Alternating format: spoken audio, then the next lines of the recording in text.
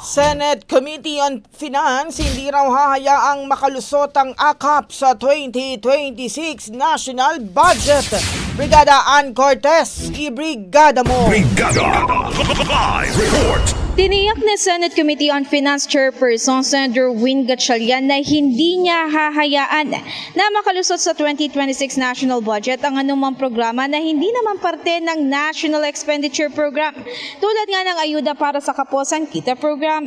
Sa nakaraang 2025 National Budget na ipasok muli ang AKAP matapos ang naging Bicameral Conference Committee, bagay na kinwestiyon ng ilan. Kaugnay nga nito, ginarantiya ni Gatchalian na tanging mga disagreeing provisions lang ang mapapasok sa kanilang usapin sa BICAM. Pagpapaliwanag ng senador, kung bigla ang mapapasok ang mga ganitong pondo, kahit nga wala sa NEP, ay magdadala raw ito ng domino effect tulad ng pagkakatapyas ng pondo sa ilang importanteng ahensya.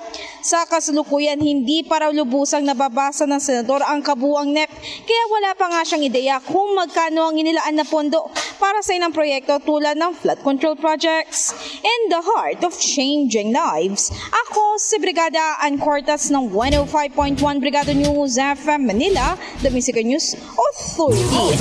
Ang bahaging ito ay hatid sa atin ng Fast Relax. Tanggal ang sakit, ora mismo.